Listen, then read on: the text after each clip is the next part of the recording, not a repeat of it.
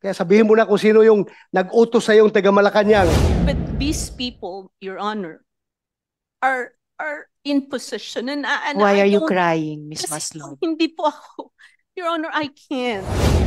It's the single word or name na Faildon. Faildon was in Bamban. Mhm. I think he lived in Bamban. Ikaw napakasinungaling mo ah. Ikaw na siguro ang reyna ng mga kasinungalingan eh. Log sa Indonesia. Nagkita kayo?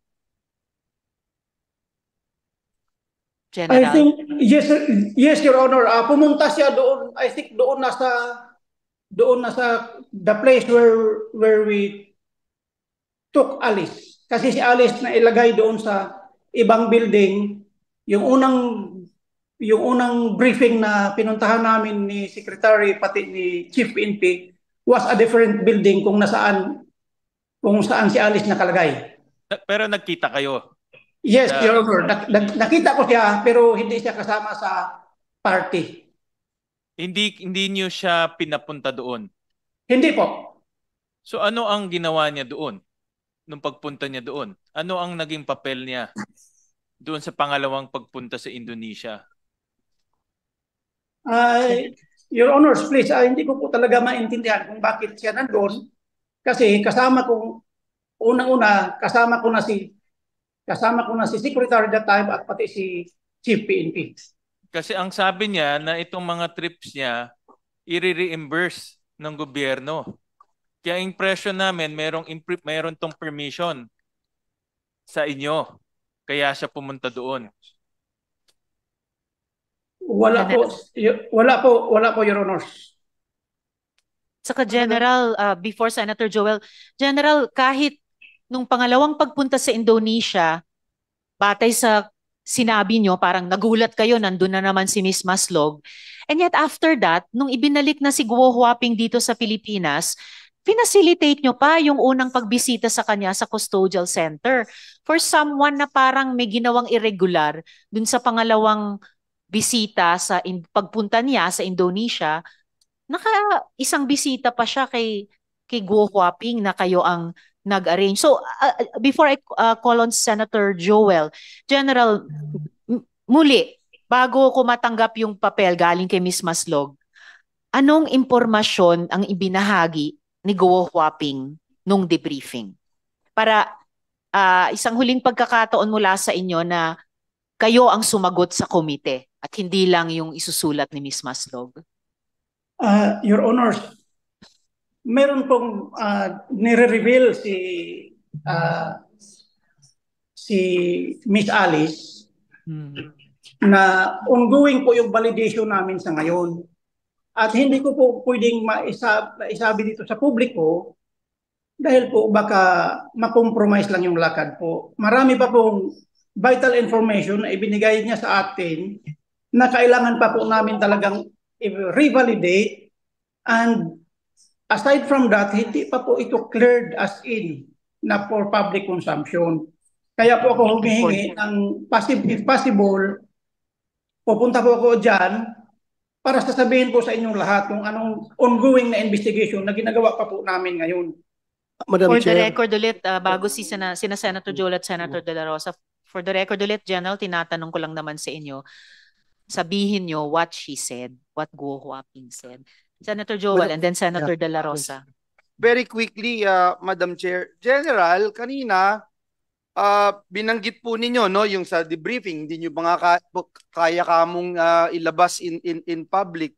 Ito po ba is the same information na ibinigay sa inyo ni Mary Ann Maslog that led you after knowing na wala pala siyang matutulong dun sa pag-aresto at 2 beses pa siyang nagpunta ng Indonesia, dinala niyo po siya dun sa custodial center, dun sa Krame. Pareho po ba itong information na ito? Merong nagkapareho, sir. Meron din pong hindi. Okay, ano yung nagkakapareho? Sir, as I have said, yung mga information kahit general lang, kasi it would give us an idea na hindi kayo talaga masyadong nagoyo to the bones kasi hindi namin kayang liripin. Ako'y Tagalog ako, taga Bulacan po ako. Hindi namin kayang liripin at hindi namin kayang arukin yung inyong intelligence na 2 beses o yung once nga lang na papapasukin nyo siya doon, sasamahan nyo pa siya. Ang lakas ng loob nyo na gawin yon kasi there must be something. So, it's very irregular So, we wanted to find out what it is. What made you believe na this fugitive will actually be an asset or will actually help your cause, Your Honor, Mr. General? Yes, Your Honor, please. As much as I want to reveal to you everything, Your Honors. All right, General. If I may interject po, General, sir, if I may interject. Sige. Yes, Kung ganun pa rin po ang magiging sagot natin. And before I call Senator De La Rosa, akala ko nga, mas marami pa tayong matututunan at this point kay Ms. Maslog kesa kay General. Mas konti pa pala because the single piece of information written here, hindi marami, hindi konti, ay iisa lamang. It's the single word or name na Faildon. Faildon, yun lang. Yun lang. Anong ibig sabihin ng Faildon, Ms. Maslog?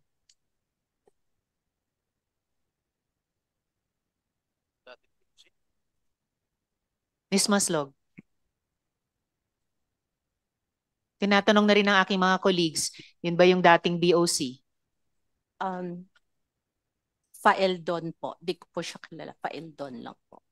Bakit nyo sinulat kung hindi mo siya kilala? Hindi ko po siya kilala, nabasa ko po yan. Okay, saan nyo nabasa? Actually po. Can I talk to my lawyer for a second, Your Honor? I'm just You've asking been you consulting your lawyer a while ago. Since we were not asking you questions. Kanina ka pa nakikipag-usap sa abogado mo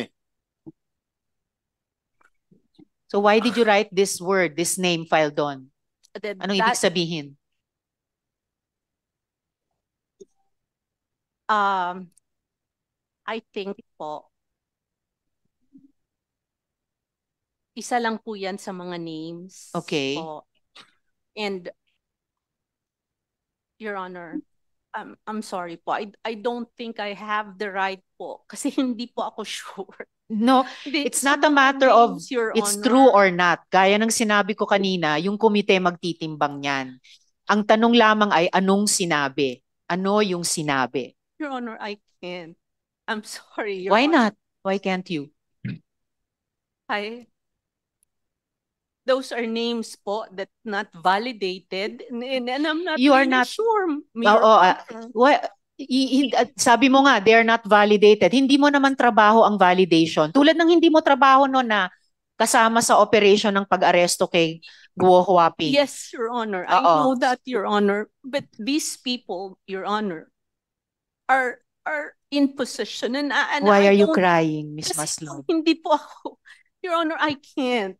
Kasi wala po Madam ako sa Chair. authority, Your Honor. Madam Chair, Senator De La Rosa.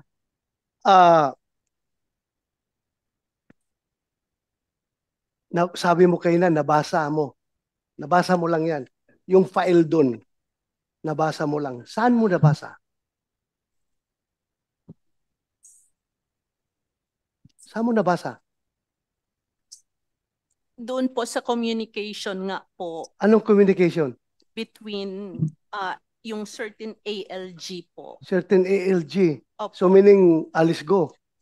I will not, hindi ko po alam. Basta ALG po ang nakasulat. Hindi mo kaya nabasa yung pangalan na yan doon sa prepared affidavit na gusto mong papirmahan kay Alice Go?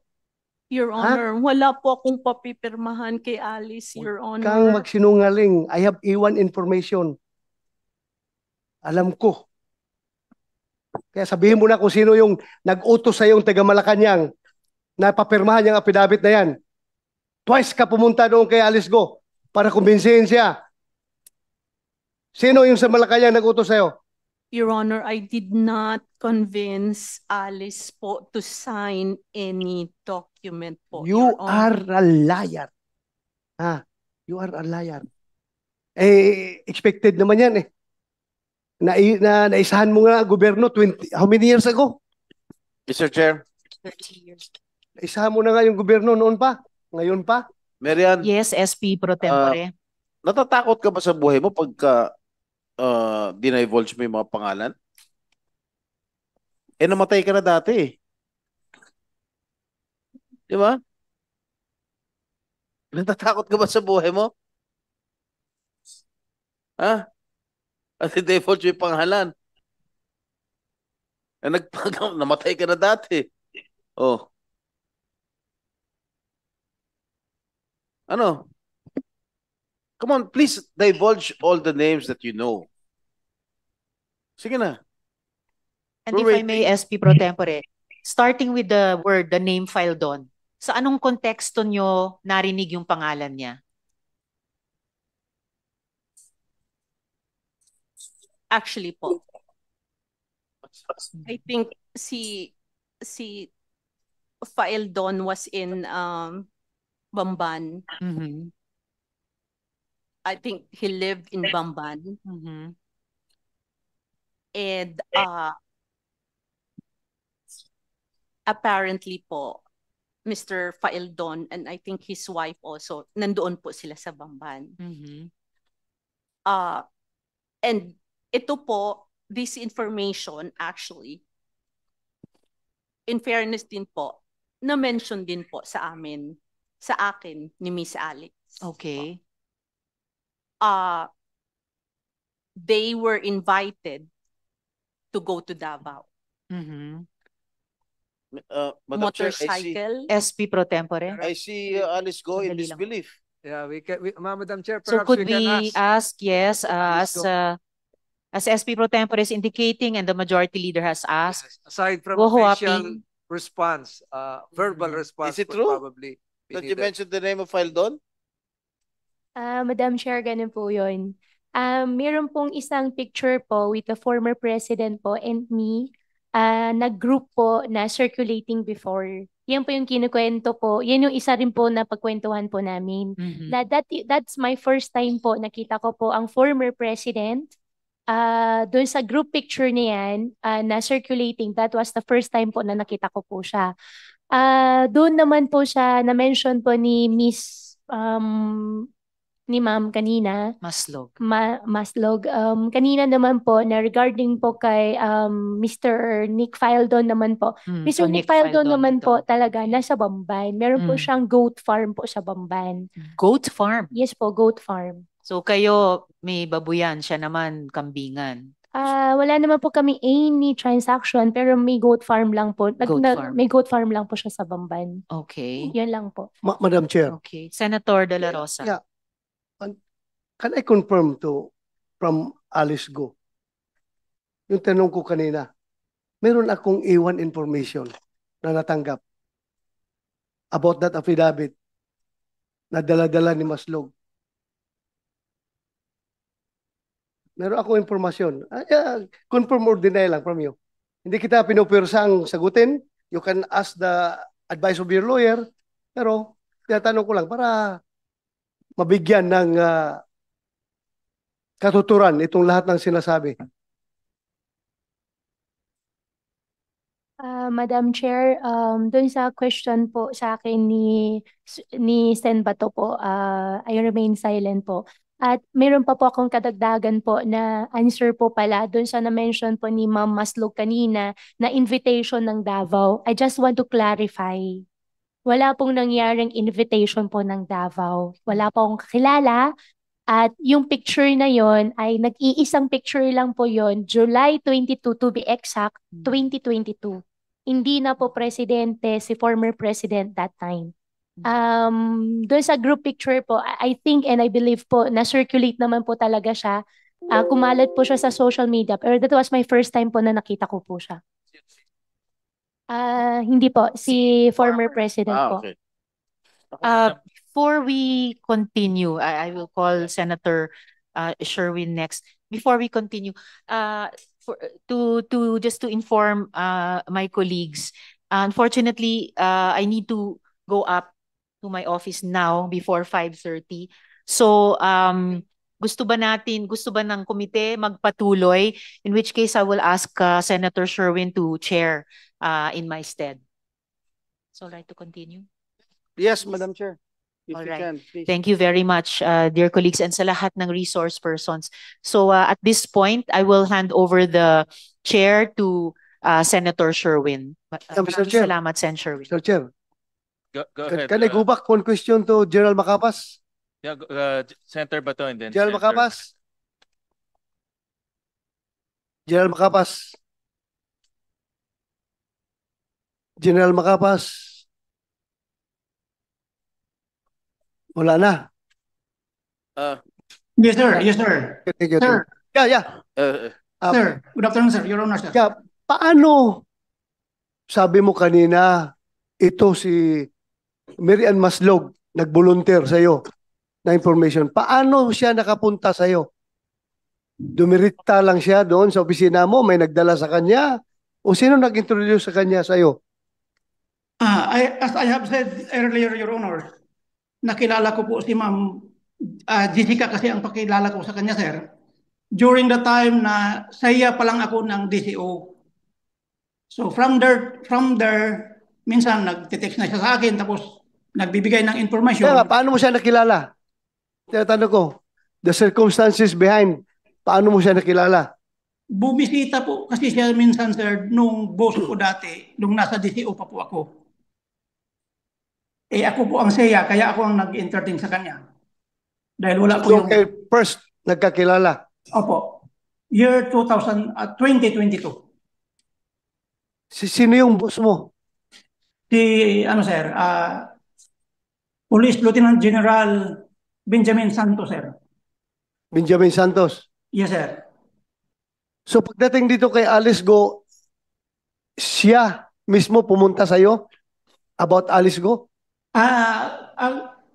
If I recall it right, sir, ano lang yun, sir? Parang tawagan lang namin, sir, na nabanggit niya na may access siya kay Alice. So, through Attorney David, nakausapin namin. So, kinagat ko yung informasyon na yun, sir.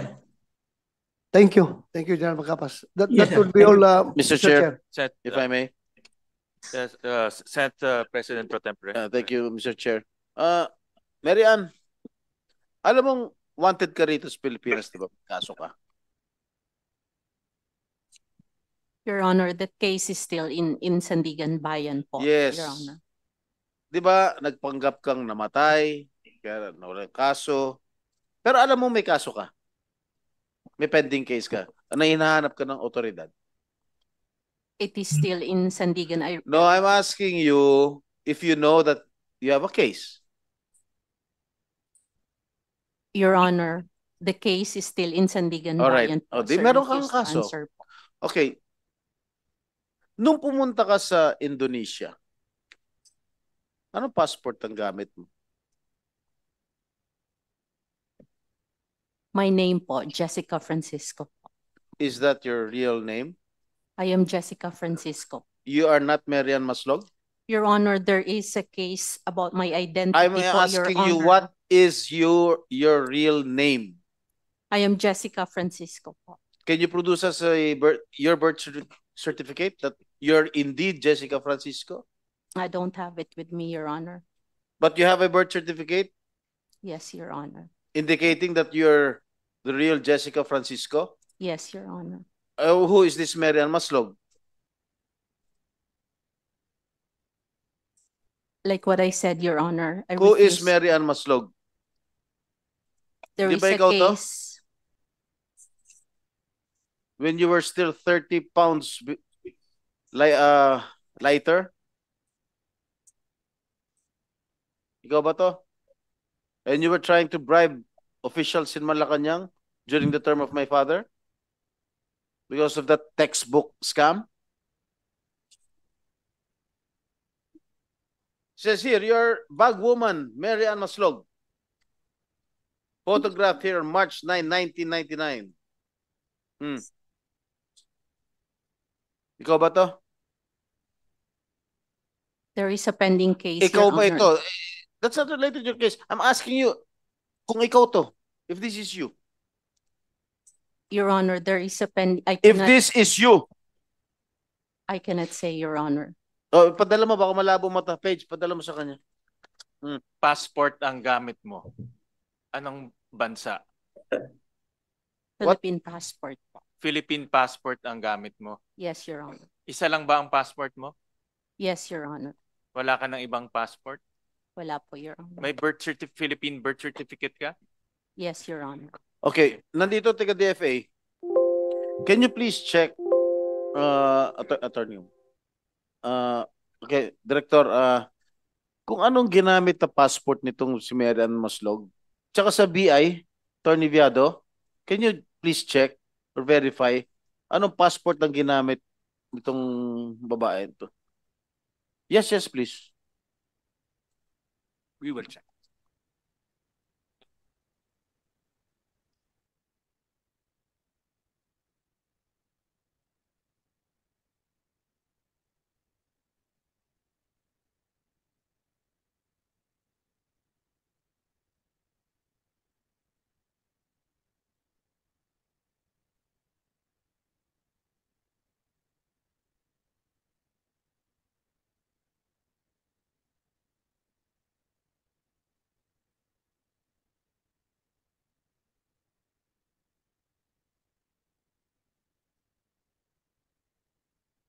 What is your middle initial?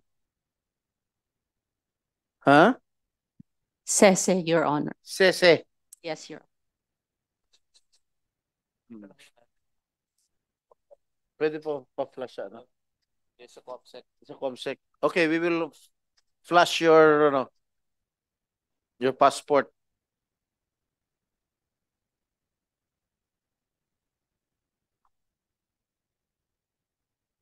Who is any representative from the NBI? All right. Meron na ba kayo resulta dyan na si Marian Maslog at si Jessica Francisco ay isang tao lang? Based on the fingerprint examination conducted, sir, Yes. in the files that she has with the NBI and a file before fingerprint file before the courts, it was proven that the fingerprint belonged to one and the same person. Di nagsisinungaling to. What's the name of your father? David Francisco po. Mother? Corazon Sese po. Salvador. Can you verify this, please? Anybody from the PSA? Anyone from the PSA, please send us the birth certificate.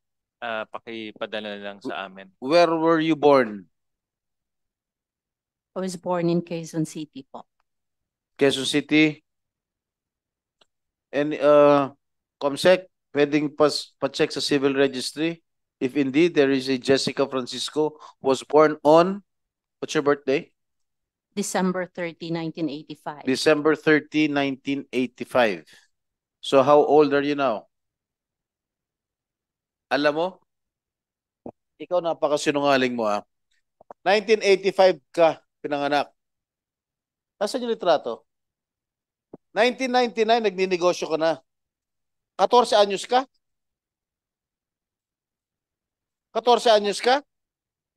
Ha? Nasaan yung litrato? Alam mo, wag mo kaming lokohin dito Ako ngahingil ako tumayo dahil 1999 nagninegosyo ka na, nagkaroon ka na ng scam. 14 anyos nagnanakaw ka na. Oh, 1999 may textbook scam ka na. Ano nakalagay dyan, 1985? Ano, 14 years old? Minor de edad? May pinatawag ka na ng house? Oh? Nagninegosyo ka na? Ano? I invoke my right, sir, to remain silent because there is a case po in Sandigan which will No. be taken on October Alam mo, 28. Alam mo, ikaw na siguro ang reyna ng mga kasinungalingan eh. Imagine, ngayon ko lang napagtanto. 1985 ka pinanganak. Mukha mo ba yan? Is that you? Yes, sir. Oh, assuming that is true, your passport is true. Driver's license ba? Passport, your passport. Ilan taon ka na ngayon? Going 39 po. 39. 1999, 14 years old nga. God damn it, you're a pathological liar. Sinungaling ka talaga, ano? Pero, saan ka kumuha passport? In DFA po. Saan branch? Ha? Kalasyaw po. Kalasyaw. Yes. Ano ba requirements when you obtain a passport? Birth certificate? Birth certificate and valid ID. For And first time. valid ID For a for first first timer. Is Renewal, this your first passport? Yes, Your Honor. Wala ba siyang passport na Mary Ann Maslog we are double checked. right now? Yes. Okay. Malamang Senator Jinggoy peke ang birth certificate niyan. The same Yeah. case as what we saw with Go Huaping and yung mga pekeng birth certificate na ini-issue. Malamang malaking tsansa na peke rin yung birth certificate niya to assume a different identity. Mhm. Meron nakapunta ka na sa Amerika? Ha? Sir, I invoke my right po to. Bakit? Kasi Ba't po, mo ini-invoke?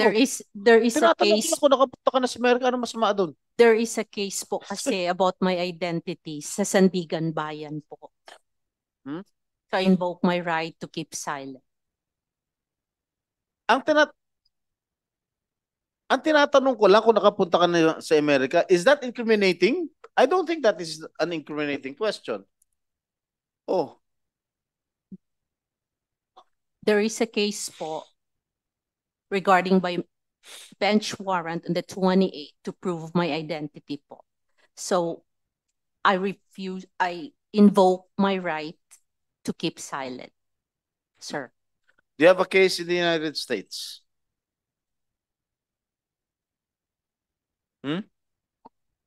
You have a case in the United States? No, Your Honor. Really? Yes, Now Your I Honor. will read to you. Former textbook agent Mary Ann Maslog, who tried bribing officials of the DBM in 1999 so that her firm could wangle a 200 million textbook contract, is now Mary Ann Smith, married to an American who allegedly became her partner in crime. Court records show in Orange County, Florida, that Maslog is wanted for theft and scheme to defraud. She is facing charges of grand theft amounting to more than $100,000 and scheme to defraud in the amount of $50,000, which are classified as criminal felonies punishable with imprisonment. Maslog also has been charged with civil traffic infraction for proper backing. May kaso ka pala sa Amerika. I don't have a case in America, Your Honor. Really? Yes, Or Your Honor. when was the last time you went to the United States? Like what I said, Your Honor, I invoke my right. Sinasabi mo to wala kang practice. case. Ngayon tinatanong ko kung kailan ka pumunta, ay mo sumagot. I Bakit ito sinagot mo? I refuse to answer, Your Honor. I invoke the right Ah. to keep silent because of the case in Sandigan Bayan. Mr. NBI, Mr. Agent, pwede bang ikulong na lang dito yan? We'll just make representations with the NBI. Sir, she has a commitment order with from the Sandigan Bayan. All right. Madam Chair, Mr. Madam. Chair, sorry. Ang hirap ng walang kain the whole day. Mr. Chairman, with the indulgence of our Senate President Pro Temp, I think we are wasting our time with this pathological liar wala na pong kaso sa Pilipinas na hindi na check. Lahat ng kaso kinaso na sa kanya. May check na ho lahat. So can we proceed if I can appeal to the members and the chair so we can proceed to other matters, Your Honors, Mr. Chairman. I share the same sentiment na to our colleagues, Senator Francis, Senator Joel, and Senator Jinggoy, na professional con artist tong kaharap natin at wala tayong makukuhang tama at totoong sagot dito sa taong to. Magsisinungaling lang sa buong gabi at lolokohin lang niya tayo buong gabi at wala naman siyang naibibigay na produktibong sagot para sa atin. So Can I? yeah, Mr. Chair? Yeah, thank you. Yes, So, with the indulgence of Senator Villanueva, considering the citation issued by this committee a while ago, if I'm not mistaken, may we know now the proper disposition as to the custody of Mary Ann Maslog? Will she now be taken into custody by OSAA, or do we dispense her as a resource person, Mr. Chair? Mr. Chair, we ruled on the citation for contempt against Ms. Maslog. And since the NBI has custody over her, we will turn over the custody to her without prejudice to the citation that the Senate issued against her. So in other words, it's only the custody that we are turning over to the NBI. But in terms of the effect of the citation, the Senate will assert its powers with the issuance of the citation for contempt. I submit, Mr. Chair. Thank you. All right. Marian, may asawa ka? Tanggalin mo yung face mask mo.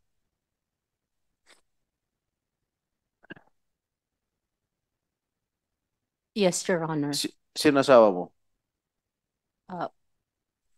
Wouter de Jong po. Ha? Wouter de Jong. French? Ano? Dutch po. Dutch. Dating asawa mo dito sa Pilipinas.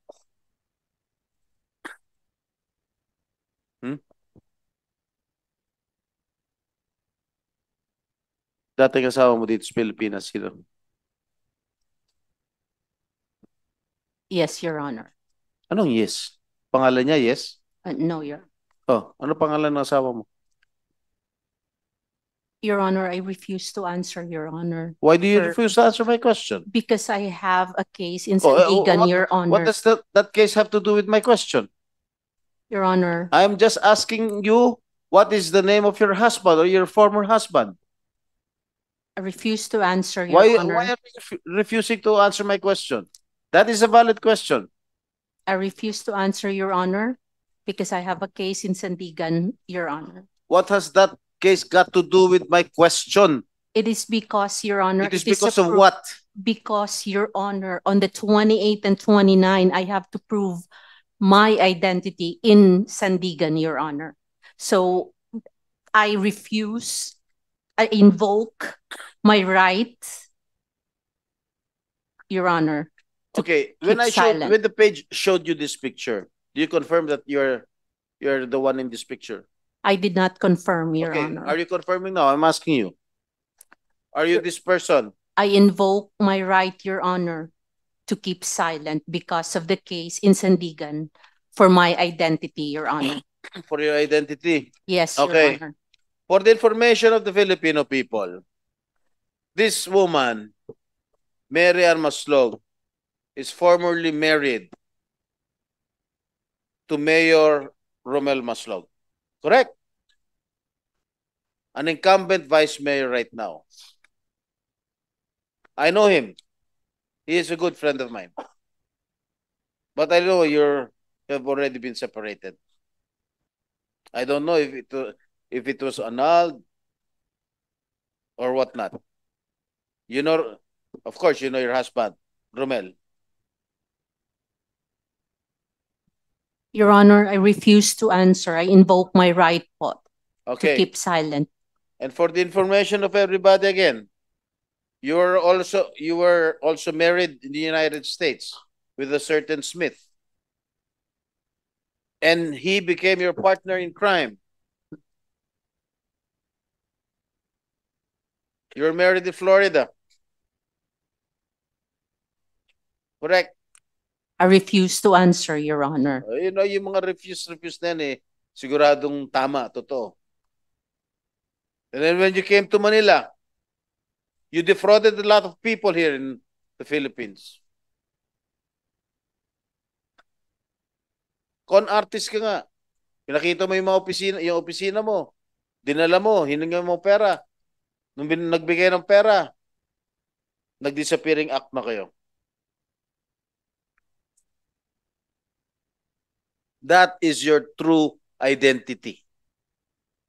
At itong Jessica Francisco na ito,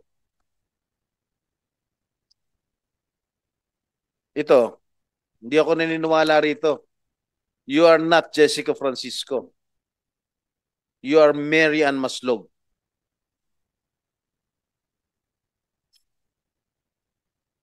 The con artist scam.